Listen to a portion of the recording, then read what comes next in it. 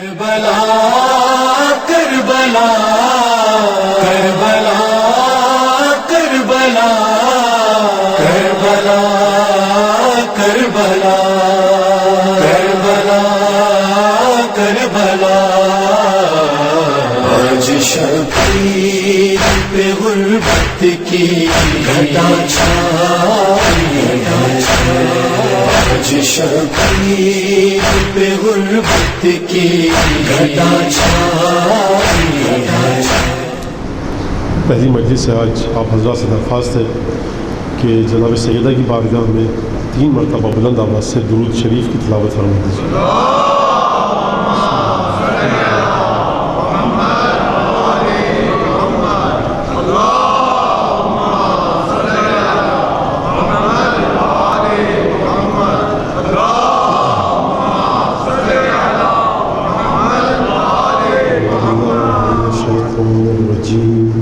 بسم الله الرحمن الرحيم.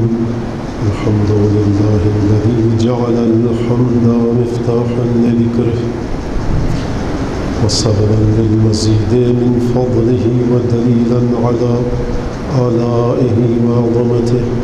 والصلاة والسلام على عبده وأمين وحيه وخاتم رسله سيدنا ومولانا أبي القاسم المصطفى محمد وعلى آله الذين أذهب الله عنهم الرجس وطهرهم تطهيرا. والله الداعي على أعدائهم أجمعين. أما بعد فقد قال الله تبارك وتعالى في قرآنه المجيد وفرقانه الحميد وقوله الحق وهو أصدق القائلين. أعوذ بالله من الشيطان الرجيم. وما خلقت الجن والإنس إلا ليعبدون. صدق الله العلي العظيم. درود بھیجیے میں ایک دفعہ.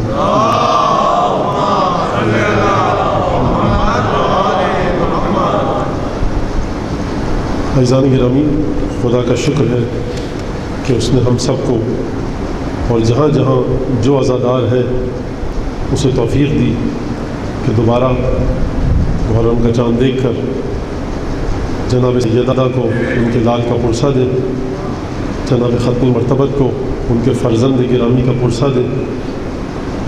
وہی بات جو میں ہر سال کہتا ہوں کہ نہ جانے کس کی کون سی خدمت، کس انداز کی خدمت کب بارگاہ پنجتن میں مقبولیت کا شرف اسے مل جائے اور اس کی دنیا اور آخرت سنور جائے.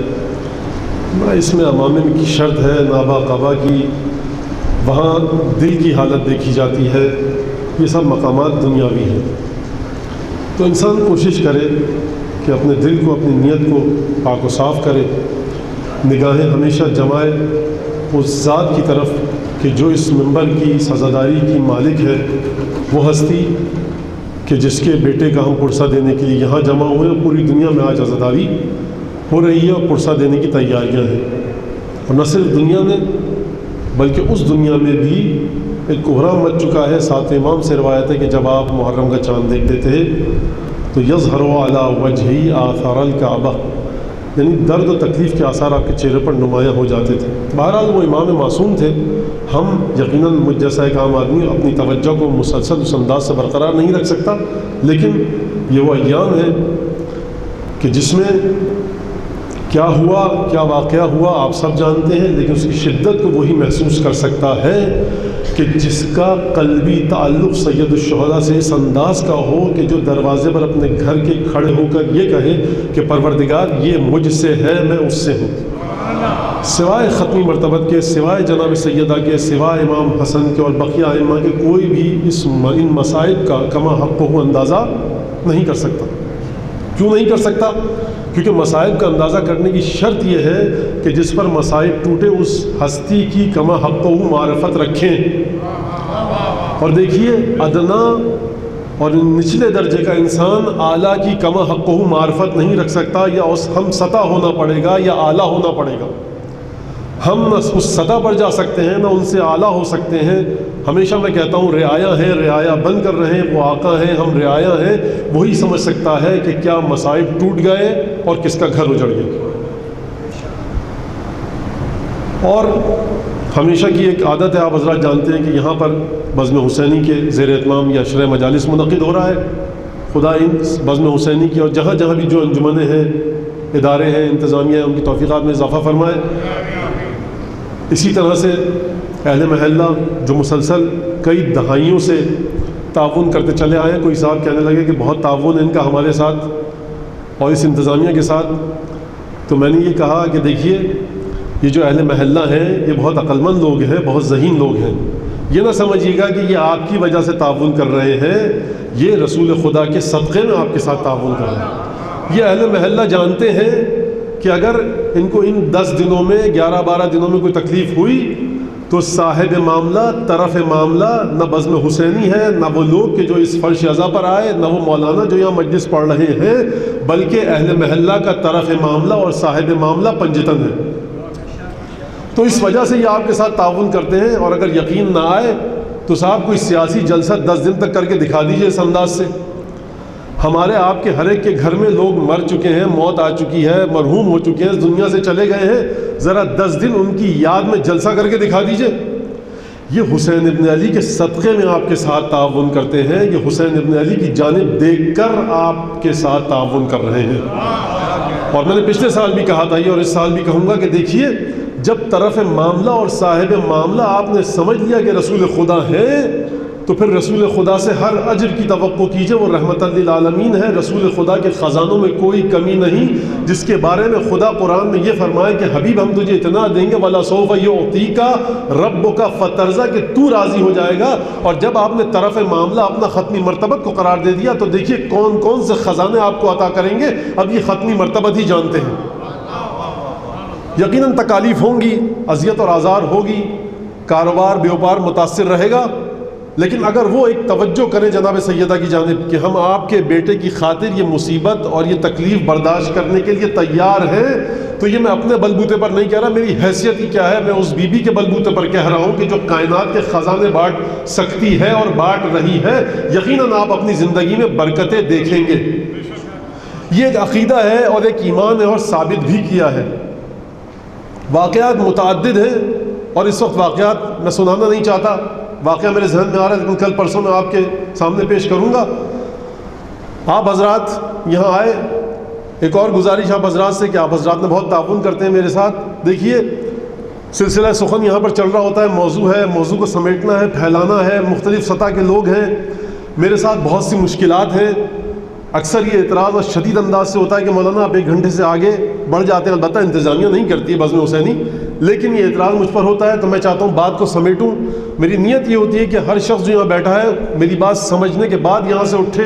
ایسا نہ ہو کہ بات اس انداز میں کہی جائے کہ اس کے سر پر سے گزر جائے. مختلف سطح کے، مختلف عمر سے تعلق رکھنے والے لوگ یہاں پر موجود ہیں، مجھے ہر ایک کو دیکھ کر گفتگو کرنی پڑتی ہے، تو اس میں یقیناً وقت کا کیلکولیشن اور وقت کا محاسبہ میرے ہاتھ سے نکل جاتا ہے. اس کے ساتھ ساتھ آپ لوگوں سے گزارش ہے وہ یہ کہ آپ نے پچھلے سال بھی یہ تعاون فرمایا اور اس سے پچھلے سال بھی، اس سال بھی یہ تعاون فرمائیے گا. دستبستہ گزارش ہے کہ بیچ میں آپ کا جذبہ قابل قدر، آپ کا ایمان بہت بلند، آپ کو اجر دے وہ بی بی کہ جس کے بیٹے کی یہ مجلس ہے، لیکن درمیان میں مجلس کے رباعیاں پڑھنے سے گریز فرمائیے گا. میں کیا کہوں اس سے آگے کہ دیکھیے سلسلہ سخن اگر ایک دفعہ ٹوٹ جاتا ہے تو مجھے خود نہیں پتا ہوتا کہ سخن کو کہاں سے سلسلے کو اس کے جوڑا جائے. اب آپ اسے میری بے مائگی کہیے، کم مائگی کہیے یا نالائقی کہیے، جو بھی کہیے، لیکن ہوتا میرے ساتھ یہ ہے. تو آپ حضرات سے گزارش ہے کہ بیچ میں رباعیاں پڑھنے سے گریز فرمائیے گا. میں آپ کے لیے دعا کر سکتا ہوں، اس کے علاوہ کچھ نہیں. درود بھیجیے محمد علیہ.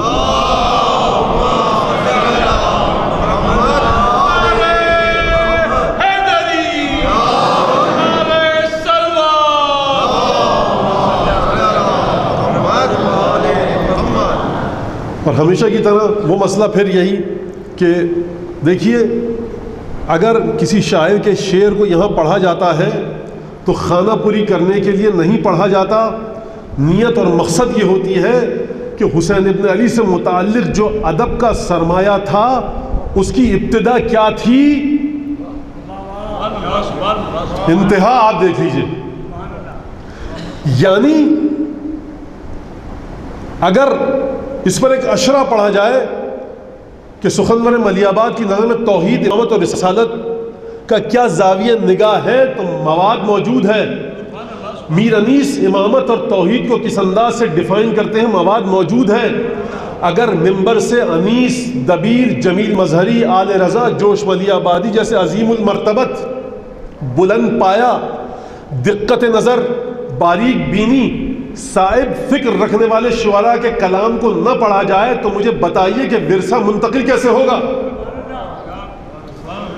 دیکھیے، جوش مر چکے، انیس مر چکے. اگر آپ ان کے اشعار ممبر سے پڑھیں گے تو یہ آپ کو کہیں کوئی پروگرام تو بیچارے دلانے سے رہے، نہ آپ کی کوئی کتاب چھپ سکتی ہے، نہ کسی محفل میں آپ کو آگے بلایا جائے گا. یہ بیچارے مر گئے، انہیں اجر سید الشہداء سے ملے گا، لیکن ان کا قرض ہے ہماری گردن پر جو اترنا چاہیے. اگر زمانے نے ان کے ساتھ ظلم کیا تو کیا ہم بھی ظلم کریں؟ ہمیں اس ورثے کو منتقل کرنا ہے کہ فکر کی بلندی دیکھیے، شعور کی پختگی دیکھیے، ادراک کی رفت دیکھیے. دیکھیے کس منزل فکر پر آ کر رسالت اور امامت کو بیان کیا جاتا ہے. اور آیات کو رکھیے، احادیث کو رکھیے، اور میر انیس کے اشعار کو رکھیے جو فضائل بیان کیے ہیں. پھر دیکھیے سر منہ فرق نہ پائیں گے آپ میر انیس کے اشعار میں اور قرآن کی آیتوں میں. کوئی صاحب ہو سکتا ہے کہ بہت بڑی بات کہہ دی، نہیں، ایک ذمہ داری سے بات کر رہا ہوں، کیونکہ اس بات کو جب بھی میں اشعار پڑھتا ہوں میر انیس کے اور جوش کے، تو یہ دیکھ کر پڑھتا ہوں کس حدیث کے ساتھ اور کس آیت کے ساتھ یہ اشعار مرتبط ہیں. ہمیں اپنے نوجوان بچوں کو یہ ورثہ منتقل کرنا ہے، ہمیں بچانا ہے امامت کو. اچھا، اوقات کیا ہے ہماری جو ہم بچائیں امامت کو؟ امامت کو کون بچا سکتا ہے؟ یعنی اس کا مطلب یہ تھا کہ دیکھیے، میں ہمیشہ عرض کرتا چلا آیا ہوں کہ سید الشہداء کو ایک سیاسی ریفارمر کے طور پر پیش کرنا سید الشہداء کے ساتھ خیانت ہے.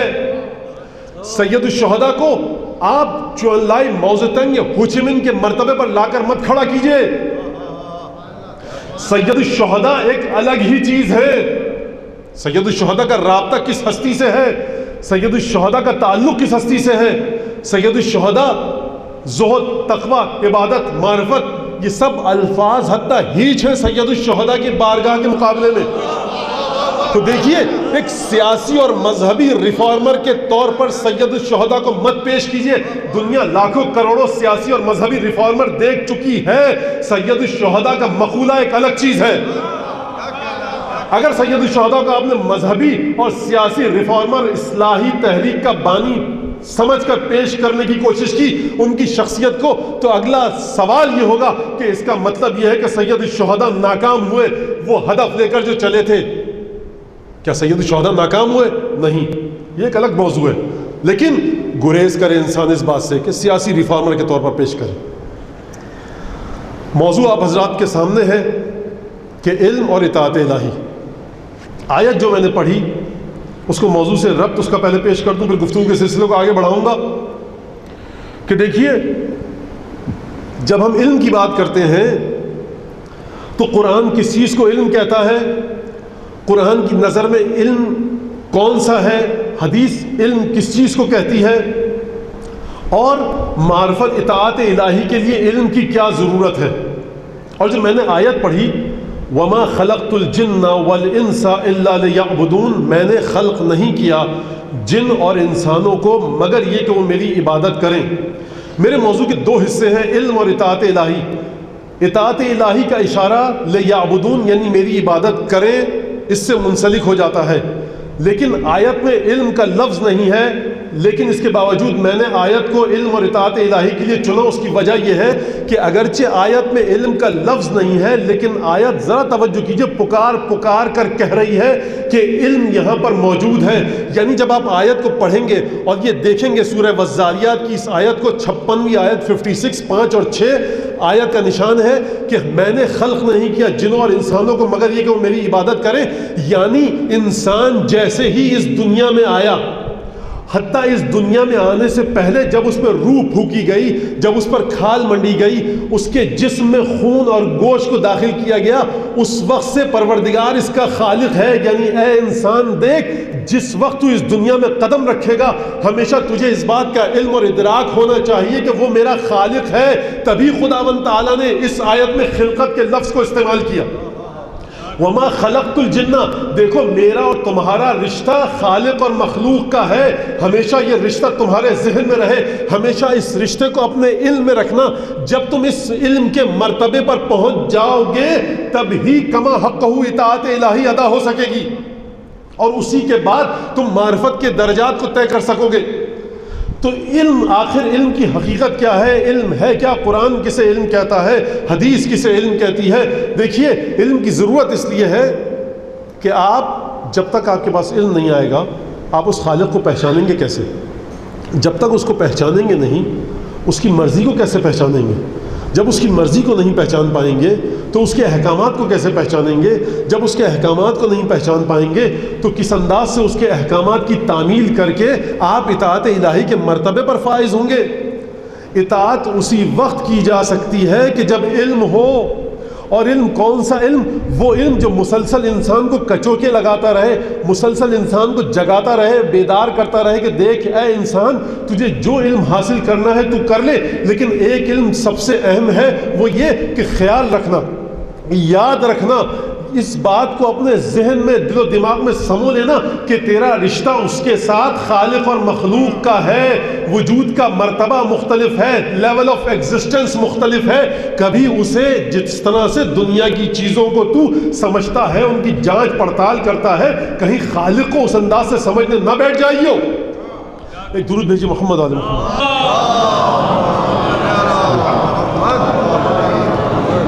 تو علم رکھنا پڑے گا کہ وہ خالق ہے، ہم مخلوق ہیں. ضروری ہے احکامات الہی کی تعمیل کے لیے علم، معیار فضیلت کا علم. اور یہ بات میں پچھلے اس سے پچھلے برس آپ کے سامنے پیش کر چکا ہوں کہ دیکھیے علم اتنی اہم چیز ہے. اشارہ کر دوں گا، تفصیل میں نہیں جاؤں گا، کہ دیکھیے پروردگار عالم، کیونکہ میں اس واقعے کو کئی دفعہ پڑھ چکا ہوں تو مجھے امید ہے کہ آپ اشارے کے ساتھ ہی سمجھ جائیں گے.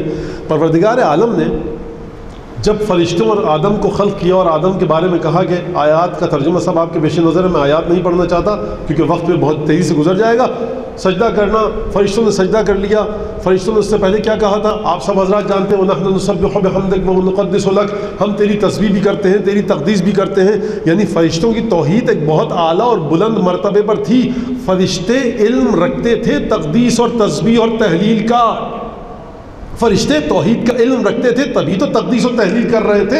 لیکن پروردگار نے جب اپنی ذات کی جانب سے براہ راست خود نفس نفیس پروردگار نے اس کام کا بیڑا اٹھایا کہ میں آدم کو علم عطا کروں، تو یہ کہا کہ علم آدم الاسماء کلھا، خود اللہ نے آدم کو تعلیم دی اسماء کی. جب علم اور عبادت کا ٹکراؤ ہوا، آدم مقام علم پر تھے، فرشتے مقام عبادت پر تھے. جب علم اور عبادت کا ٹکراؤ ہوا تو علم جیت گیا. اس کا مطلب یہ ہے کہ وہ عبادت کی جس کی بنیاد علم پر ہوگی سب سے افضل ہوگی. وہ عبادت کہ جہاں ذرا علم میں کجی آئے گی، کمی آئے گی، وہ عبادت ادنا ہوگی. علم کے ساتھ انجام دینے والی عبادت اعلیٰ ہوگی. لیکن دیکھیے اس کے باوجود بھی آدم کو تمام اسما سکھا دیے. لیکن جب آدم نے اب گندم کا دانہ کھایا یا سیب کھایا یا کوئی اور پھل کھایا، بحث اس میں نہیں ہے. ایک کہاوت ہے ویتنامی میں کسی کتاب میں پڑھ رہا تھا کہ لوگ بہت سے پوچھتے ہیں کہ مولانا وہ درخت کون سا تھا. اب وہ درخت کوئی سا بھی ہو، آپ دیکھیے کہ ہوا کیا، شرائط کیا تھی، آدم کا مقام کیا تھا. ویتنامی کہاوت یہ ہے کہ جب کوئی عاقل شخص کسی نادان بچے کو انگلی کا اشارہ کر کے چاند دکھاتا ہے تو بچہ انگلی دیکھنے لگتا ہے. حضور خدا چاند دکھا رہا ہے، آپ انگلی کو مت دیکھیے. کہ ہوا کیا آدم کے قصے میں؟ جب پروردگار عالم نے کہہ دیا کہ دیکھو جاؤ جنت میں، وہ تمام واقعات پیش آئے اور اس کے بعد آدم نے وہ شجرہ کھا لیا. فلما ذاق الشجرہ، جب آدم نے اور حوا نے وہ شجرہ چکھا تو جنت سے نکلنے کا حکم دیا گیا. آدم کس درجے علم پر تھے کہ فرشتے شکست کھا گئے آدم کے علم کے مقابلے میں. لیکن جب توبہ کی ضرورت پیش آئی تو پروردگار کی بارگاہ میں کچھ اسرار اور راز ایسے تھے کہ پروردگار نے ان رازوں کو آدم تک پہنچایا. اور قرآن کے الفاظ ہیں فَتَلَقَّى آدَمْ مِنْ رَبِّهِ كَلِمَاتٍ فَتَابَ عَلَيْهِ. عجیب آیت ہے, عجیب ترجمہ ہے. آدم نے وہ کلمات پروردگار سے وصول کیے. دیکھیے تلقی الگ ہے, تعلم الگ ہے. تلقی کا مطلب ہے اپنی روح سے, اپنے شعور, اپنے ادراک کے ذریعے کسی چیز کو حاصل کر لینا. مثال دے دوں میں ایک. کبھی آپ کوئی چیز سیکھتے ہیں, جا کر پڑھتے ہیں, استاد ہوتا ہے, شاگرد ہوتا ہے, یا کوئی جاننے والا شخص ہوتا ہے کسی علم کا, وہ آپ کو سکھاتا ہے, آپ کسب کر رہے ہیں. لیکن تلقی کا مرتبہ حواس سے ظاہری سے آگے کی کوئی چیز ہے. فَتَلَقَّى آدَمْ مِنْ رَبِّهِ كَلِمَاتٍ. آدم نے ان کلمات کو وصول کیا پروردگار سے. کیا آدم نے ان کلمات کو وصول کرنے کے بعد کچھ اور کہا؟ جیسے ہی یہ کلمات آدم کو ملے فَتَابَ عَلَيْهِ, ادھر کلمات کا ملنا تھا, ادھر توبہ قبول ہوئی. بھائی کوئی یہ نہ کہہ دے کہ وہ کلمات کچھ الفاظ تھے. قرآن نے جناب عیسیٰ کو خدا کا کلمہ کہا ہے. قرآن میں خدا اپنے برگزیدہ بندوں کو اپنا کلمہ کہتا ہے. تو دیکھیے علم کا مرتبہ وہ تھا, لیکن جب توبہ کی ضرورت پڑی تو کچھ نئے کلمات وصول کرنے پڑے. یعنی اگر توبہ بھی کرنا چاہو گے تو علم میں مزید اضافے کے بعد توبہ کرنی ہوگی. دیکھو کیا کیا, کس کی بارگاہ میں گناہ کیا, کیا غلطی کی, چھوٹی تھی یا بڑی, توبہ کیسے کی جائے, کس انداز سے گفتگو کی جائے. علم ضروری ہے پروردگار کی مرضی کو سمجھنے کے لیے. حدیث ہے اصول کافی میں, بڑی عجیب حدیث ہے. عجیب تو حدیث نہیں ہے, ایک لفظ اس کا بڑا عجیب ہے. الفاظ یہ ہیں کہ دخل رسول اللہ صلی اللہ علیہ وآلہ وسلم المسجد.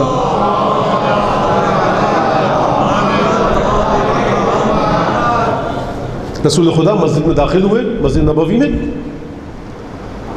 تو دیکھا کہ فَإِذًا جَمَاعَةٌ قَدْ أَطَافُوا بِرَجُلٍ. دیکھا لوگوں کا کچھ گروہ ہے اور ایک شخص کو گھیرے میں لیے ہوئے اپنے.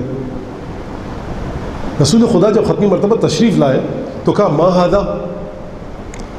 یہ بڑی عجیب بات ہے. دیکھیے ایک اجنبی مسجد میں آیا ہے, رسول خدا آئے ہیں. پہلے تو مجھے یہ مسلمان سمجھ میں نہیں آتے بیچارے. ہم مسلمان بھی بڑی عجیب مخلوق ہیں کہ نبی مانتے بھی ہیں اور نبی مسجد میں آیا ہے. الفاظ حدیث کے ہیں کہ لوگ اس کے گرد گھیرا ڈالے ہیں.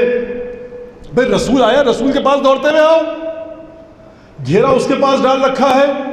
تو بھئی یہ ہوتا ہے, قرآن نے بتلا دیا کہ دیکھیے یہاں تو کچھ نہیں تھا نا, ڈھول تاشے کی آواز سنی تھی سورہ جمعہ میں تو چھوڑ کے چلے گئے تھے, تو رسول لاکھ آتے رہے مسجد میں. یہی تو ہے کہ جب تک علم نہیں ہوگا کہ یہ ہم جیسا نہیں ہے, اس وقت تک رسالت کا حق ادا نہیں ہو سکتا.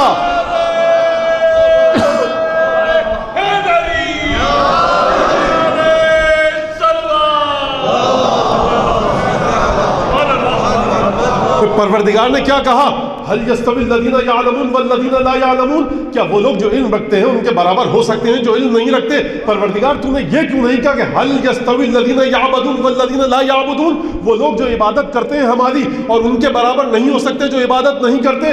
پروردگار تو علم کا لفظ کیوں لایا؟ کیونکہ ہر چیز کی بنیاد علم ہے. اگر رسالت کے بارے میں بھی اپنے مفاہیم کو, اپنے کانسیپٹس کو واضح نہیں کرو گے تو اپنے جیسا سمجھتے رہو گے. رسول مسجد میں آ جائے گا, تم اس شخص کو چھوڑ کر رسول کے پاس نہیں جاؤ گے,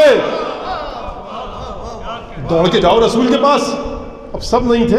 روایت کے الفاظ فَإِذًا جَمَاعَةٌ قَدْ أَطَافُوا بِرَجُلٍ. ختم مرتبہ نے فرمایا ما ھذا. اچھا یہ بڑا عجیب جملہ ہے ختم مرتبت کا.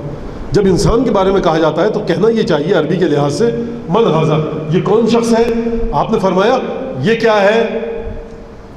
بہت توجہ کیجیے گا. دیکھیے جب آپ کسی انسان کی توہین کرنا چاہتے ہیں تو آپ کہتے ہیں آپ کیا ہیں, یہ کیا چیز ہے.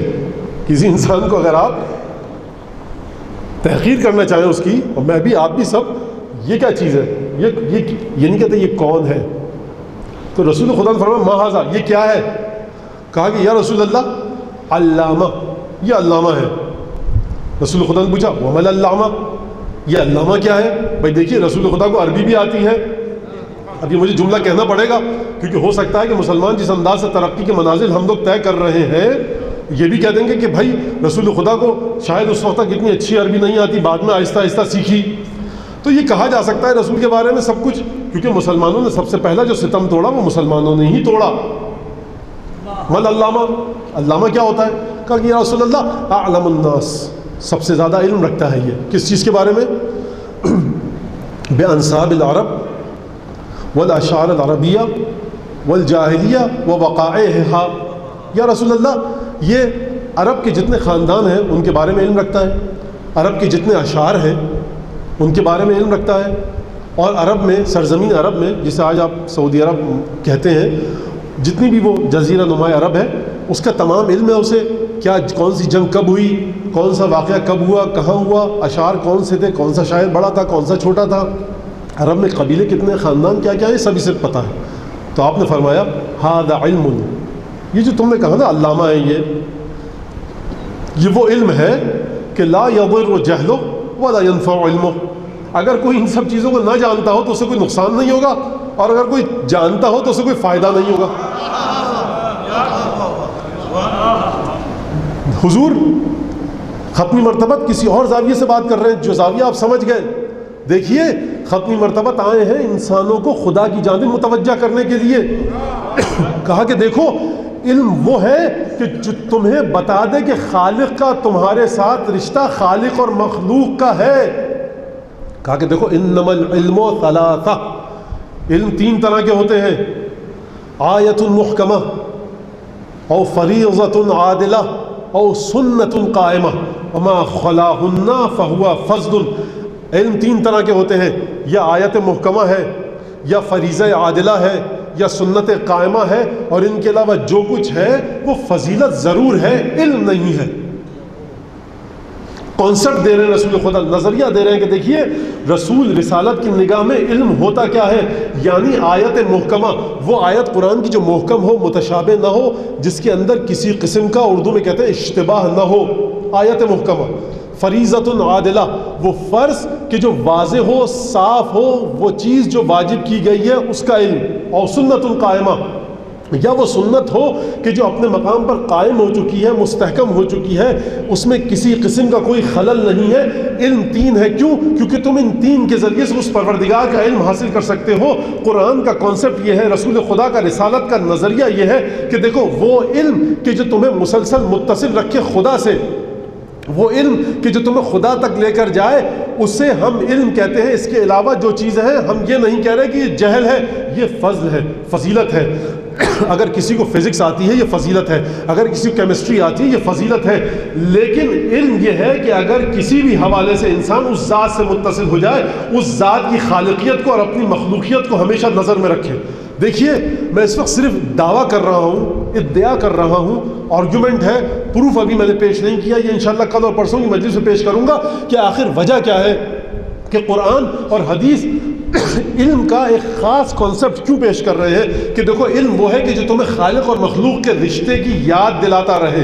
یہ انشاءاللہ کل اور پرسوں بات ہوگی، لیکن آج مجھے علم اور عالم کے حوالے سے کچھ گفتگو پیش کرنے دیجئے.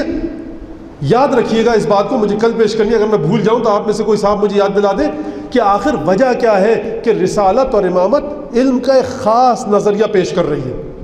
اور ضرورت کس اس بات کی کیوں ہے کہ علم وہ ہے کہ جو خدا سے تمہیں تمہارا رشتہ یاد دلائے، خدا سے یہ یاد دلاتا رہے تمہیں کہ وہ خدا ہے، تم اس کے بندے ہو. یہ کل یا پرسوں بات ہوگی اس پر. دیکھیے جب آپ نے بات کی خدا کی اور اس کی مرضی کی، اطاعت الہی کی، اور یہاں پر علم کی ضرورت پیش آئے گی، اور جب علم کی بات ہوگی تو علم کی فضیلت کیا ہے، علم کہتے کسے ہیں، اور پھر یہیں پر یہ مسئلہ بھی پیش آئے گا کہ جب اطاعت الہی کا ذکر آئے گا، اطاعت الہی کا عنوان آپ کے سامنے آئے گا، یا کہیں بھی آپ کسی سے جا کر گفتگو کیجئے کہ پروردگار کی اطاعت کرنی چاہیے، تو دوسرا سوال یہ ہوگا، یا آپ کے ذہن میں آئے گا یا سامنے والا پوچھے گا کہ یہ پہلے بتائیے کہ وہ خدا، وہ اللہ یا وہ گاڈ، نام آپ جو بھی رکھیں، وہ خدا کہ جس کی آپ اطاعت کرنا چاہتے ہیں، عبادت کرنا چاہتے ہیں، آخر وہ ہے کس طرح کا، اس کی ماہیت اور کیفیت کیا ہے، اسے کہاں ڈھونڈا جا سکتا ہے، کہاں دیکھا جا سکتا ہے، کیا حواس خمسہ کے ذریعے درک کیا جا سکتا ہے یا نہیں؟ چکھا جا سکتا ہے؟ سونگا کیا جا سکتا ہے؟ کیا اس کی کسی آہٹ کو، قدموں کی چاپ کو سنا جا سکتا ہے؟ چھوا جا سکتا ہے؟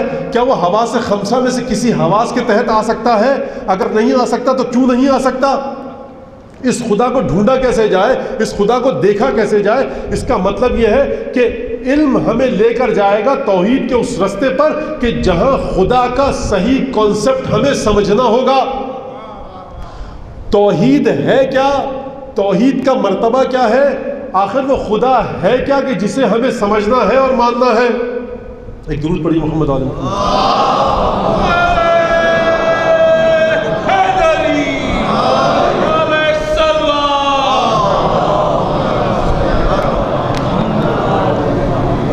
علم کا مرتبہ بہت عجیب ہے۔ دیکھیے میں نے مذمت نہیں کی، کل کو یہ کہنا مولانا صاحب نے یہ کہا کہ بھائی آپ یونیورسٹیز میں نہیں جائیے، اس پر بھی میں بات کروں گا انشاءاللہ کہ وہ فضیلت ہے، بالکل علم حاصل کرنا چاہیے۔ قرآن نے اس پر ایک الگ زاویے سے گفتگو کی ہے، جو جدید علوم جنہیں ہم کہتے ہیں، اس پر بھی قرآن نے گفتگو کی ہے کہ کیا انہیں سیکھنا چاہیے یا نہیں، بالکل سیکھنا چاہیے، وہ ایک الگ گفتگو ہے، کل پرسوں میں انشاءاللہ پیش کروں گا۔ اس وقت میں یہ عرض کرنا چاہتا ہوں کہ علم، رسالت اور امامت اور قرآن کی نگاہ میں علم کا جو لفظ علم ہے وہ کس بات کی جانب اشارہ کرتا ہے؟ اور عجیب مرتبہ ہے کہ دیکھیے عجیب حدیث ہے چھٹے امام کی کہ محادثۃ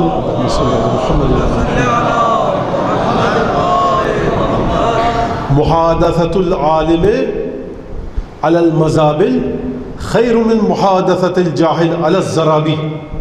کم خواب کے تکیوں پر بیٹھ کر نادان شخص سے گفتگو کرنے سے بہتر یہ ہے کہ تم گندگی کے ڈھیر پر بیٹھ کے عالم کے ساتھ گفتگو کرو۔ اطلب العلم، علم حاصل کرو، وتزینوا معه بالحلم والوقار۔ دیکھو علم حاصل کر لو اور جب علم آ جائے تو ہاتھ باندھ کے سمیٹ کے نہ بیٹھ جانا، بلکہ اپنی ذات کو زینت دو، اپنی ذات کو چمکاؤ، اپنے آپ کو آرائش دو، سجاؤ، بناؤ، سنگھارو۔ کس کے ذریعے؟ علم اور وقار کے ذریعے۔ وَلَا تَكُونُوا عُلَمَاءَ جَبَّارِينَ، اور دیکھو ظالم و جابر علماء کی طرح نہ بن جانا۔ مولا یہ ظالم و جابر تو ہمیشہ بادشاہ ہوتے ہیں، کہا کہ دیکھو نہیں، اگر علم نہیں ہوگا، اگر وقار نہیں ہوگا، کسی نے سوال کیا، اگر سوال آپ کے مزاج کے برخلاف ہوا، آپ چراغ پا ہو گئے، آپے سے باہر ہو گئے، آپ نے کہا اتنے بڑے ہو گئے، اتنی عمر ہے، آپ کو شرم نہیں آتی؟ آپ یہ سوال مجھ سے کر رہے ہیں، اس وقت تک کیا کر رہے تھے؟ دیکھیے آپ عالم ہیں، آپ سے پوچھا گیا، آپ کی ذمہ داری ہے جواب دینا۔ وہ اس وقت تک کیا کر رہا تھا یہ آپ کا کام نہیں ہے، یہ خدا کا اور اس کا کام ہے۔ تو دیکھو فرمایا معصوم نے کہ دیکھو وَتَزَيَّنُوا مَعَهُ بِالْحِلْمِ وَالْوِقَارِ، علم حاصل کرنا، اور دیکھو خبردار لاکھ علم حاصل کر لو لیکن جب تک علم، بردباری، پیشنس، صبر، حوصلہ نہیں ہوگا، اس وقت تک تمہاری شخصیت میں زینت نہیں آ سکتی، تمہاری شخصیت میں بناؤ سنگھار نہیں آ سکتا۔ معصوم کی نظر میں علم کو مکمل کرتا ہے علم۔ وَلَا تَكُونُوا عُلَمَاءَ جَبَّارِينَ، دیکھو جبار علماء کی طرح نہ ہو جانا۔ فَيَذْهَبْ بَاطِلُكُمْ بِحَقِّكُمْ، تو لاکھ علم ہو تمہارے اندر، تمہارا جبر، تمہاری سخت گیری، تمہاری کڑوی اور کسیلی طبیعت تمہارے علم کو برباد کر کے رکھ دے گی۔ اور کہا کہ دیکھو تواضعوا لمن تعلمونہ العلم، دیکھو یاد رکھنا جسے تم علم سکھا رہے ہو، دنیا آج تک یہ کہتی ہے کہ صاحب استاد کی عزت کیجئے، لیکن دیکھیے کس انداز سے معصوم پیمانوں کو بتلا رہے ہیں۔ تواضعوا لمن تعلمونہ العلم وتواضعوا لمن طلبتم منہ العلم، دیکھو خاک ساری سے ملنا، انکساری سے ملنا اس شخص کے ساتھ کہ جس سے تم علم سیکھ رہے ہو، اپنے استاد کے ساتھ خاکساری سے ملنا، اور دیکھو خبردار جس کے تم استاد ہو اس کے ساتھ بھی خاکساری سے ملنا۔ تو دیکھیے اس کے ساتھ بھی خاکساری، جسے سکھا رہے ہو اس کے ساتھ بھی خاکساری۔ تو اگر آج کی نفسیات کو آپ دیکھ لیں تو حضور تواضع، انکسار، پیشنس، جینٹل ہونا، نرم طبیعت ہونا ہی وہ چیز ہے کہ جب تک استاد شاگرد کے درمیان نرمی کا رشتہ نہ ہو، ملاطفت کا رشتہ نہ ہو، مرافقت کا رشتہ نہ ہو، محبت کا رشتہ نہ ہو، نہ شاگرد کھل کے پوچھ سکتا ہے، نہ استاد اچھی طرح سے علم سکھا سکتا ہے۔ تو دیکھیے 1400 سال پہلے علم کو پھیلانے کے طریقے بتائے. کہا کہ دیکھو نعمل عجیب روایت ہے اور عجیب گفتگو ہے معصوم کی کہ جب آپ یہ بتلا رہے ہیں کہ دیکھو علم کیا ہے, علم کی حقیقت کیا ہے, نالج کہتے کسے ہیں. چھٹے امام جعفر صادق علیہ السلام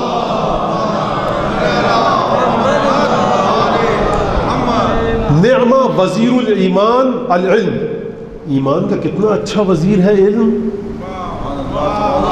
اللہ اکبر. یقین کیجئے کہ چھٹے امام کے جملے, یعنی اگر آپ کے پاس ایمان ہے, بہت توجہ کیجئے گا, اب میرا دل نہیں چاہتا کہ میں اس روایت پر سے جلدی سے گزر جاؤں, 2 جملے مجھے کہنے دیجئے.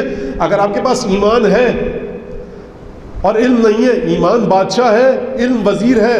بادشاہ پر جب کوئی مشکل آتی ہے تو علم سنبھالا دیتا ہے, وزیر سنبھالا دیتا ہے. کہہ رہے ہیں کہ دیکھو کچھ ایسے مرحلے آ سکتے ہیں زندگی میں کہ جب تمہارا ایمان ڈگمگا جائے گا. علم کو حاصل کرتے رہنا تاکہ علم وزیر بن کر ساتھ ساتھ چلے ایمان کے.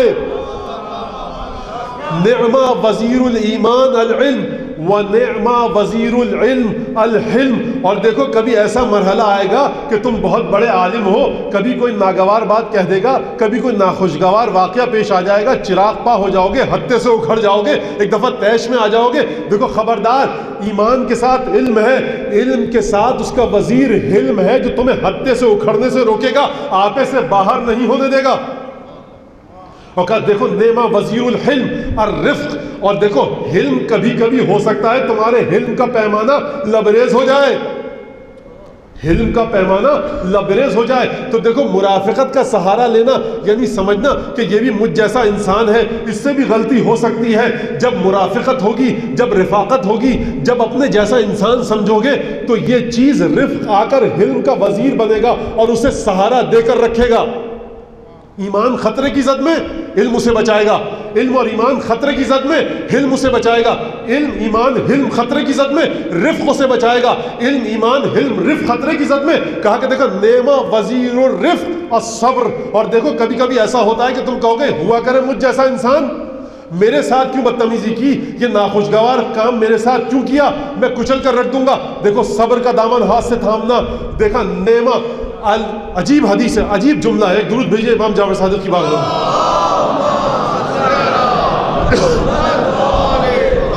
فرمایا کہ دیکھو الصبر من الایمان کالرأس من الجسد. ایمان کے ساتھ صبر کا وہی تعلق ہے جو تمہارے جسم کا تمہارے سر کے ساتھ ہے. اگر تمہارا سر جسم سے جدا ہو گیا تو جسم مردہ ہو کر گر جائے گا. جس کے پاس ایمان ہے صبر نہیں ہے, اس کا ایمان خطرے کی زد میں ہے.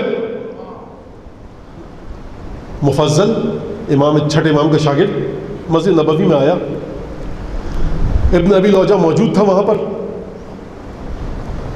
دیکھیے اللہ اکبر, چھٹے امام کی منزلت دیکھیے آپ کہ اس انداز سے آپ نے علم پھیلایا کہ وہ خدا کو نہیں مانتا, رسول کو نہیں مانتا, لیکن یہ کہہ رہا ہے کہ یہ شخص جو باتیں کرتا ہے علمی پیمانے کے مطابق کرتا ہے.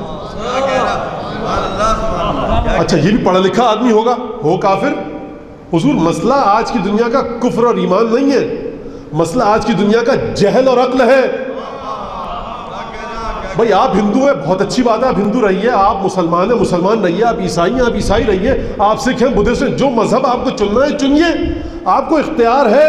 لیکن جواب آپ کو کل دینا پڑے گا کہ جب آپ مرنا سب کو ہے کہ بھائی یہ مذہب کیوں اختیار کیا, اسی کے لیے تو علم کی ضرورت ہے نا. تو دیکھیے پوری دنیا خدا کا انکار کرنا چھوڑ دے تو کیا خدا کی خدائی میں کمی آ جائے گی؟ حضور اب مجھے یہ جملہ کہنے دیجئے کہ اگر مرغہ اذان نہیں دے گا تو کیا صبح نہیں ہوگی؟ حقیقت اپنے آپ کو منوا کر رہتی ہے, چاہے کوئی مانے یا نہ مانے. ایک دفعہ گیا یہ شخص مفضل چھٹے امام کا شاگرد ابن ابی لوجہ, ابن مقفع, یہ دو ساتھی تھے, زندیق تھے, ملحد تھے, مسلمان نہیں ہوئے. ابن مقفع کوئی معمولی آدمی نہیں تھا. 1400 سال پہلے سنسکرت اور فارسی کی جو کتابیں تھیں اسے اس نے عربی میں ترجمہ کیا ہے. انوار سہیلی, جسے انوار سہیلی بھی بعض لوگ پڑھتے ہیں, انوار سہیلی کتاب جو کلیل دمنہ ہے وہ ابن مقفع نے ترجمہ کی ہے. ابن رشد کے بعض فلسفی آثار کہ جہاں پر ابن رشد کا ذکر آتا ہے فلسفیوں میں، وہاں پر ابن مقفع کا بھی ذکر کیا ہے بعض فلسفے کی تاریخ لکھنے والوں میں، اگرچہ ابن رشد بعد میں تھا، ابن مقفع بہت پہلے تھا، تو وہاں پر ابن مقفع کو وہاں پر شمار کیا ہے بعض نے. ایسا آدمی ابن ابی لوجا موجود مسجد نبوی میں، رسول خدا کے بارے میں کچھ باتیں کی، دین کے خلاف باتیں کی، تو ایک دفعہ شاگرد تھے چھٹے امام کے، ایک دفعہ چراغ پا ہو گئے، ناراض ہو گئے، برہم ہو گئے، کہا یہ کیا فضول بکواس لگا رکھی ہے. کہا کہ آپ کی تعریف، ابن ابی لوجا نے کہا آپ کی تعریف یہ میرے الفاظ ہیں. کہا کہ تم لوگ یہ سب کیا باتیں کر رہے ہو، غلط باتیں ہیں. تو ابن ابی لوجا کے الفاظ ہیں فَإِن كُنْتَ من اصحاب جعفر ابن محمد فما هكذا يخاطبنا، اگر تو جعفر ابن محمد کے شاگردوں میں سے ہے تو اس نے تو آج تک ہم سے اس طرح چراغ پا ہو کر بات نہیں کی. دیکھیے اگر کوئی ہندو ہے آپ کے مذہب پر اعتراض کر رہا ہے، کوئی عیسائی ہے آپ کے مذہب پر اعتراض کر رہا ہے، کوئی دوسرے مذہب کا ہے آپ کے مذہب پر اعتراض کر رہا ہے، رسول خدا کو نہیں مانتا، جس مذہب کا بھی ہو، تو دیکھیے معیار بتلایا جا رہا ہے کہ دیکھو فما ہاکذا یخاطبنا ولا بمثل دلیلک یجادلنا، نہ چھٹے امام نے جعفر ابن محمد نے کبھی ہم سے ایسے بات کی اور نہ کبھی اس انداز سے گفتگو کی. اور عجیب بات کی اس شخص نے، ابن ابی لوجا نے کہا کہ دیکھو لقد سمع من کلامنا اکثر مما سمعت منا، ہم نے تو ابھی کچھ نہیں کہا تیرے سامنے، جعفر ابن محمد کے سامنے تو ہم اس سے بڑی بڑی باتیں کر دیتے ہیں، تو کیوں چراغ پا ہو رہا ہے؟ وہ تو آج تک چراغ پا نہیں ہوئے. تو میں ابن مقفع سے اور ابن ابی لوجا سے کہوں گا دیکھو کہ جس کا لنگر مضبوط ہوتا ہے نا، وہ کشتی جتنے طوفان آ جائیں ہلتی نہیں ہے. وہ آدمی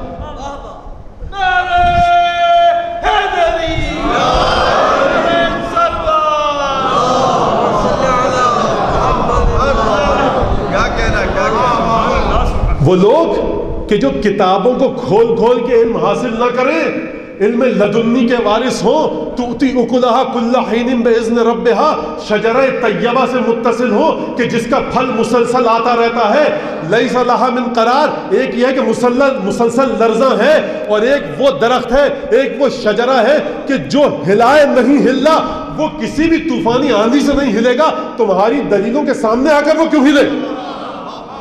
لقد سمع من کلامنا اکثر مما سمعت منا، دیکھو وہ ہم سے اس سے بڑی بڑی باتیں سن چکا ہے، وہ تو کبھی چراغ پا نہیں ہوا. فما افحش فی خطابنا ولا تعدى فی جوابنا، عجیب جملہ کہا، نہ اس نے کبھی ہم سے کوئی غلط اور غلیظ جواب دیا.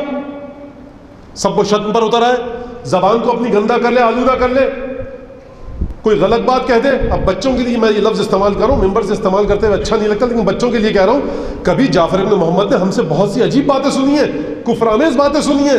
ہم نے رسالت کا انکار کیا، ہم نے خدا کا انکار کیا، قرآن کا انکار کیا، خانہ کعبہ کا انکار کیا، سب کر دیا، لیکن اس نے کبھی ہمیں گالی نہیں دی.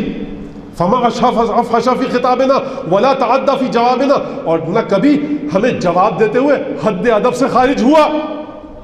بھائی چھٹے امام تو اس طرح سے گفتگو کریں اور ان کے غلام ذرا سا سوال کیا جائے ہتھے سے اکھڑ جائیں، تو یا آپ ان کے غلام نہیں یا وہ آپ کے امام نہیں. جو سوال کرتا ہے سکون سے سنیے، آرام سے بات کیجئے. فما افحش فی خطابنا ولا تعدى فی جوابنا ولا یعتریہ نزغ ولا طیش ولا خرق، نہ کبھی آپے سے باہر ہوتا ہے، نہ کبھی غصے میں آتا ہے، نہ کبھی بھڑکتا ہے، نہ کبھی پیشانی پر بل آتا ہے. وَإِنَّهُ الْعَاقِلُ الْحَلِيمُ الرَّزِينُ الرَّصِينُ، اور جانتے ہو جعفر ابن محمد کون ہے؟ وہ عقل مند دانا آدمی ہے کہ جس میں حلم کوٹ کوٹ کر بھرا ہوا ہے، اور لگتا ایسا ہے جب ہم اس سے گفتگو کرتے ہیں کہ سیسا پلائی ہوئی دیوار کی طرح گفتگو کر رہا ہے. وَلَا يَعْتَرِيهِ نَزْغٌ وَلَا خَرْقٌ وَلَا طَيْشٌ، اور عجیب جملہ کہا یستمعون، جب ہم جا کر گفتگو کرتے ہیں جعفر ابن محمد سے تو بہت غور سے سنتا ہے. وَيُصْغِي إِلَيْنَا، اور بہت توجہ کے ساتھ ایک ایک لفظ کو سنتا ہے.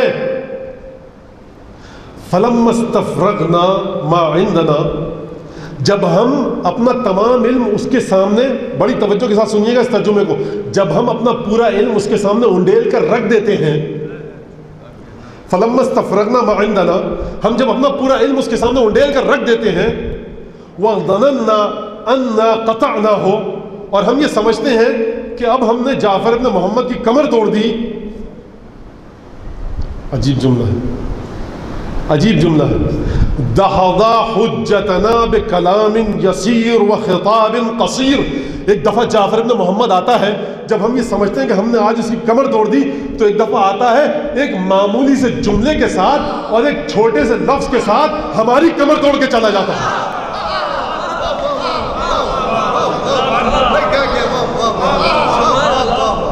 فَإِن كُنْتَ مِنْ أَصْحَابِهِ فَخَاطِبْنَا بِمِثْلِ خِطَابِهِ. اگر تو جعفر ابن محمد کا شاگرد ہے تو اسی طرح سے گفتگو کر جیسے وہ کرتا ہے. اور یہ سب کے لیے سبق ہے. منصور دوانقی نے لکھا، عباسی خاندان کا پہلا بادشاہ، کہا کہ جعفر ابن محمد تم ہمارے پاس کیوں نہیں آتے، آیا کرو. کہا کہ ما لنا ما نخافک، ہمارے پاس کوئی ایسا جرم ہی نہیں ہے کہ جو تجھ سے ڈرے اور تیرے پاس آئے اپنی بخشش کے لیے. ولا عندک من امر الاخرۃ نرجوک لہ، اور نہ تیرے پاس آخرت میں کوئی چیز ہے کہ جس کی ہمیں تجھ سے امید ہو آخرت کے سلسلے میں تیرے پاس آئے. نہ تیرے پاس آخرت کی کوئی چیز نہیں تیرے پاس، ہم کیوں آئے؟ اور نہ ہم نے کوئی گناہ کیا، جرم کیا ہے، بھاگتے دوڑتے رہے، تیرے محل کے چکر کاٹتے رہے، تو کیوں آئے ہم تیرے پاس؟ کہا کہ اچھا حضور تشریف لے آئے گی، نصیحت کیا کیجئے. کہا کہ دیکھو من اراد الدنیا لا ينصحک ومن اراد الاخرہ ما یصحبک. سن منصور دوانقی، جو دنیا چاہتا ہے وہ تجھے کبھی نصیحت نہیں کرے گا، اور جو آخرت چاہتا ہے وہ تیرے ساتھ نہیں بیٹھے گا. فما نصنع ما عندک، ہم تیرے پاس آ کر کریں تو کیا کریں؟ اچھا آپ نے سنا ابن ابی لوجا کا جملہ، دحض حجتنا بکلام یسیر وخطاب قصیر. بہت مختصر سے جملے کے ساتھ جب ہم اپنا پورا عجیب مرحلہ ہے، قربان جائے امام وارث پیغمبر ختمی مرتبت کے، کہہ رہا ہے فلما استفرغنا ما عندنا، جب ہم اپنا پورا علم انڈیل دیتے ہیں، ہم نے پورا علم انڈیل دیا، لیکن جعفر ابن محمد دحض حجتنا بخطاب قصیر و کلام یسیر، ہمارا پورا علم اس کے ایک معمولی جملے کے آگے نہیں ٹھہر پاتا. اب یہ کیسے کیوں کہا اس نے؟ کوئی تو واقعہ ہوا ہوگا نا. بھئی آیا حج کے موقع پر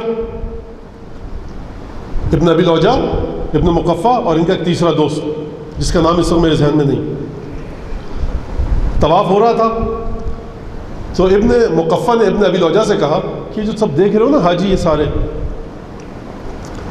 ان میں صرف اگر تم کہہ سکتے ہو کہ واقعاً انسان کہلانے کے لائق ہے اور واقعاً کوئی ہستی ہے، ذات ہے، وزن ہے جس میں، وہ یہی ہے، وہ جو بوڑھا آدمی بیٹھا ہے وہاں. کہا یہ کون ہے؟ کہا یہ جعفر ابن محمد الصادق ہے. کہا کہ اچھا؟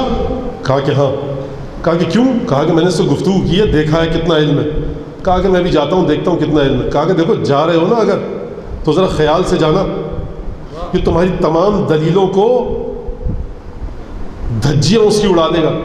کہا کہ دیکھو تم یہ اس لیے کہہ رہے ہو کہ تم خود جاہل آدمی ہو، تمہیں میرے علم کا اندازہ نہیں ہے، تم اس سے پٹ چکی ہو، ایک دفعہ بحث میں ہار چکی ہو، سمجھ لو میں جاؤں گا تو یہ ہو جائے گا، تو تمہارے آپ پول کھل جائے گا. خیر گیا، گفتگو ہوئی وہاں پر، واپس آیا وہ شخص جو کہہ رہا تھا ابھی جاتا ہوں دیکھتا ہوں کیا کر کے آ سکتا ہوں، تو کہہ رہا ہے کہ عجیب مرد ہے، یتروح اذا شاء روحانیا واذا شاء یتجسد جسمانیا.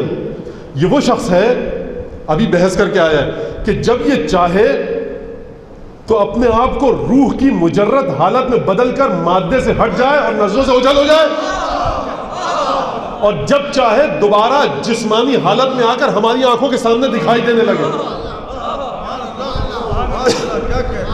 اذا شاء ان یتروح روحانیا واذا شاء ان یتجسد جسمانیا. افلاطون نے ایک جملہ کہا ہے کہ میں اس فلسفی کو، اس حکیم کو اس وقت تک حکیم نہیں مانتا کہ جب تک وہ اپنے اختیار سے اپنے اوپر خود موت کو طاری نہ کر لے اور اس مادی بدن سے جدا نہ ہو جائے. تو یہ مت سمجھیے گا کہ افلاطون کے جملے کو میں چھٹے امام پر صادق کرنے جا رہا ہوں، جی نہیں، یہ کہہ رہا ہے کہ جب یہ چاہے گا، افلاطون نے کیا کہا تھا کہ جب وہ شخص اس وقت تک فلسفی نہیں ہو سکتا کہ جب تک خود اپنے ارادے سے اپنے جسم اور اپنی روح کے درمیان جدائی پیدا نہ کر لے، لیکن یہ کہہ رہا ہے کہ اگر یہ چاہے ابھی تو روحانی بن کر ہماری نظروں سے اوجھل ہو جائے۔ یعنی نہ صرف یہ کہ امام کو کمال ہے کہ اپنے جسم اور روح کے درمیان جدائی ڈال دیں، بلکہ یہ اختیار بھی حاصل ہے کہ اس مادی دنیا سے اپنے آپ کو جدا کر لیں، اور یہ اختیار بھی حاصل ہے کہ جب چاہے اس مادی دنیا میں آ جائیں۔ آئے حج کے موقع پر کہا کہ یہ سب کیا ہے مولا، یہ دیکھیے آپ حج پہ طواف کر رہے ہیں لوگ، یہ سب کیا فائدہ ہوگا، کوئی خدا ودا نہیں ہے۔ مولا نے کہا کہ دیکھو یہ چھٹے امام سے بھی روایت ہے یہی واقعہ، اور 8ویں امام سے بھی روایت ہے۔ کہا کہ دیکھو، مولا کھڑے ہوئے، روایت کے الفاظ ہیں، اپنی آبا کو سنبھالا اور کہا ان کان القول قولہم والقول قولہم، اگر بات یہ ہو کہ جو کہہ رہے ہیں کہ خدا ہے، اگر بات یہ ہو کہ یہ کہہ رہے ہیں خدا ہے اور تم کہہ رہے ہو خدا نہیں ہے، تو مرنے کے بعد یہ کامیاب ہو جائیں گے، تم عذاب میں گرفتار ہو جاؤ گے، اور اگر بات وہ ہو جو تم کہہ رہے ہو کہ کوئی خدا نہیں ہے تو مرنے کے بعد ہم اور تم برابر ہو جائیں گے۔ یعنی ہم نے کسی بھی صورت میں گھاٹا نہیں اٹھایا۔ یہ تھا وہ مرحلہ کہ جو کلام قصیر تھا کہ بہت مختصر سے جملے میں چھٹے امام نے فرما دیا کہ دیکھو اگر تیری بات کو میں صحیح مان لوں کہ خدا نہیں ہے تو ہم نے کوئی گھاٹا نہیں کیا، ہم اور تم برابر ہو گئے، اور اگر تم ہماری بات کو صحیح سمجھو کہ خدا ہے تو ہم تم سے بازی لے گئے۔ یعنی ایک مرحلے پر ہم اور تم برابر، ایک دوسرے مرحلے پر ہم تم سے جیت گئے، یعنی تم دونوں صورتوں میں ہم سے آگے نہیں نکل سکتے۔ اور اس کے بعد امام نفض رداءہ، اپنی ابا کو جھٹکا اور کہا کہ لا رفث ولا فسوق ولا جدال فی الحج، آیت پڑھی کہ دیکھو حج کے موقع پر کوئی بحث نہیں کی جا سکتی، اسی لیے میں بہت چھوٹے سے جملے کے ساتھ تمہاری بات کا جواب دے کے آگے بڑھ گیا۔ تو دیکھیے اب یہی بات ہے کہ وہ ہستی کہ جو متصل ہے اس سے کہ سلونی سلونی قبل ان تفقدونی، اب وہ واقعہ پھر نہ چلا جائے، وقت ختم ہو گیا۔ تو دیکھیے علم ضروری ہے، یہی وجہ تھی کہ سید الشہداء کی شہادت علم کے ساتھ ساتھ ہے، اچانک کوئی دفتن فیصلہ نہیں کیا، جانتے ہیں ایک ایک چیز کو جانتے ہیں۔ مدینے سے چلے، مکے سے چلے، کیا کہا؟ من کان بادلا فینا مہجتا وموطنا علی لقاء اللہ نفسا فلیرحل معنا، اور جو ہمارے ساتھ نہیں چلے گا لم یبلغ الفتح۔ دیکھو جو اس بات پر تیار ہو چکا ہے کہ خدا سے ملاقات کرے گا، جو اس بات پر تیار ہو چکا ہے کہ ہماری رکاب میں اپنے خون کو نچھاور کرے گا، اپنا گلا کٹوانے کے لیے تیار ہے، وہ ہمارے ساتھ چلے۔ یعنی علم رکھتے ہیں، اور علم ایسا کہ جو بعد میں واقعہ ہونے والا ہے وہ سید الشہداء دیکھ رہے ہیں کہ میں جا رہا ہوں، اس لیے وعدہ طفلی بھی کہہ سکتے ہیں، مشیت الہی بھی کہہ سکتے ہیں۔ حضرت ابراہیم رسول خدا کے فرزند زانو پر تشریف فرما ہے، اور اس زانو پر جناب سید الشہداء حسین ابن علی، 3-4 برس کا سن دونوں کا۔ جبریل آئے، کہا کہ اے مصطفیٰ حبیب خدا، آپ کو خدا نے سلام پہنچایا ہے اور کہا ہے کہ تمہارا ایک بیٹا ابراہیم ہے، دوسرا حسین ہے، خدا نے تمہیں مخیر کیا ہے کہ تم ایک کو باقی رکھو، ایک کو خدا کی مشیت کا اس سے تعلق پا چکی ہے کہ خدا اسے موت دے گا، تم ابراہیم کو زندہ رکھنا چاہتے ہو یا حسین کو؟ ختم مرتبہ نے ایک دفعہ ابراہیم کی طرف دیکھا، ایک دفعہ حسین کی طرف دیکھا، کہا کہ حسین کو باقی رکھنا چاہتا ہوں، ابراہیم کو مجھ سے لے لو۔ اور جب سید الشہداء کا بوسہ لیتے تھے تو یہ فرماتے تھے کہ میرے ماں باپ تجھ پر قربان، وہ نبی کے جس پر پوری کائنات قربان، وہ یہ کہے کہ میرے ماں باپ تجھ پر قربان۔ بس عزیزان گرامی، آپ کی گریے کی آوازیں بلند ہوئی، پہلی محرم میں رخصت سید الشہداء، عجیب جملہ کہا کہ جگر پھٹ جاتا ہے، فرزند پیمبر کا مدینے سے سفر ہے، سادات کی بستی کے اجڑنے کی خبر ہے، درپیش ہے وہ غم کے جہاں زیر و زبر ہے، گل چاہ گریباں صبا خاک بسر ہے۔ اللہ اکبر۔ بس ایک دفعہ میر انیس فرماتے ہیں بیت الشرف خاص سے نکلے شہ ابرار، روتے ہوئے ڈیوڑی پہ گئے عطرت اطہار، چلاتے تھے عباس، روتے ہوئے ڈیوڑی پہ گئے اطرت اطہار۔ آپ جانتے ہیں نا کہ جب انسان اپنے شہر کو چھوڑ کر جاتا ہے تو زندہ رشتہ داروں سے ملتا ہے اور مردہ رشتہ داروں کی قبر پر جاتا ہے۔ تمام زندوں کو تو ساتھ لے کر جا رہے ہیں، لیکن اس شہر میں 3 ہستیاں ایسی ہیں کہ جن کا بڑا لگاؤ ہے سید الشہداء کے ساتھ۔ نانا کی قبر پر گئے، اپنے آپ کو گرا دیا، بھائی کی قبر پر گئے، قبر کو سے بغلگیر ہوئے، بین کیے، گریہ کیا، گلا شکوہ کیا، بھائی تمہارے بعد کیا ظلم ہوئے۔ لیکن تاریخ میں یہ ملتا ہے کہ جب ماں کے پاس گئے تو بڑے عجیب انداز سے گئے۔ بعض تاریخوں میں ملتا ہے کہ جب گئے اپنے آپ کو گرا دیا۔ مجھے کچھ عجب نہیں کہ جب سید الشہداء گھر سے نکلے ہوں اپنی سواری پر بیٹھنے کے لیے تو میر علی سے جو یہ کہا نا کہ روتے ہوئے ڈیوڑی پہ گئے اطرت اطہار، تو شاید رسول کی بیٹیوں کو وہ وقت یاد آ گیا ہو کہ یہی گھر تھا جب رات کی تاریکی میں فاطمہ کا جنازہ نکلا تھا۔ ایک دفعہ ماں کی قبر پر گئے، اپنے آپ کو قبر پر گرایا۔ مادر گرامی، اب آپ کا جسے آپ نے چکیاں پیس پیس کے پالا تھا، وہ حسین کہ جسے آپ سنبھالتی تھی، جس کا آپ خیال رکھتی تھی، جبریل چکی پیستے تھے۔ جبریل آئے تھے نا، جبریل نے کہا جناب سیدہ یا مجھے چکی پیسنے دیجئے یا مجھے حسین کو بہلانے دیجئے۔ سیدہ نے جانتے ہیں کیا کہا؟ کہا جبریل تم چکی پیسو، حسین کو میں بہلاؤں گی۔ بس ایک دفعہ وہ وقت یاد آ گیا ہوگا سید الشہداء کو کہ یہی رات کی تاریکی تھی، یہی گھر تھا جب علی مرتضیٰ نے رات کی تاریکی میں ماں کو غسل دیا، کفن دیا، اور اس کے بعد جب مغتسل پر جسم اطہر سیدہ کو رکھا، کفن کے بعد تو ایک دفعہ پکارے یا حسن و یا حسین و یا زینب ہلم تزودوا بأمکم، اے حسن حسین آؤ اپنی ماں کا آخری دیدار کر لو، فإن موعد القیامہ، اب اس کے بعد قیامت میں دیدار نصیب ہوگا۔ بس بچے تڑپتے ہوئے دوڑتے ہوئے آئے، حسن نے دائیں طرف سے، حسین نے بائیں طرف سے، جناب زینب نے اپنے چہرہ اقدس کو پاؤں سے ملنا شروع کر دیا۔ جناب امیر المومنین کے الفاظ ہیں واللہ لقد حنت وعنت وضمتہما الى صدرہا، خدا کی قسم میں نے دیکھا کہ جب حسن حسین فاطمہ کے سینے پر گرے، لقد حنت وعنت، ایک چیخ بلند ہوئی سیدہ کی، سیدہ نے حسن حسین کو لپٹایا۔ ایک آواز آئی علی بچوں کو فاطمہ سے دور کر لو، ارے فرشتوں میں کوہرام مچ گیا ہے۔ علی نے دور کیا، میں ہاتھوں کو جوڑ کے عرض کروں گا مولا، بڑے پیار سے بچوں کو جدا کیا۔ بی بی سیدہ آپ کے ہاتھ کفن سے نکلے، آپ نے اپنے شہزادوں کو سینے سے لپٹایا، یہ کام کیوں کیا؟ بی بی شاید جواب دیں گی دیکھو اس کم سنی ہے، چھٹ پنا ہے، ارے بچے یتیم ہو گئے ہیں، میں چاہتی ہوں انہیں تسلی دوں۔ میں کہوں گا بی بی یہ مدینہ ہے، یہاں بنی ہاشم کی خواتین موجود ہیں، علی موجود ہے، سلمان اور عمار موجود ہے۔ ارے بی بی وہ کیا وقت ہوگا کہ جب اسی حسین کی ننھی بچی سکینہ تماچے کھا رہی ہوگی، ارے سر سے چادریں چھن چکی ہوں گی، کانوں سے لہو بہ رہا ہوگا۔ الا لعنت اللہ علی القوم الظالمین۔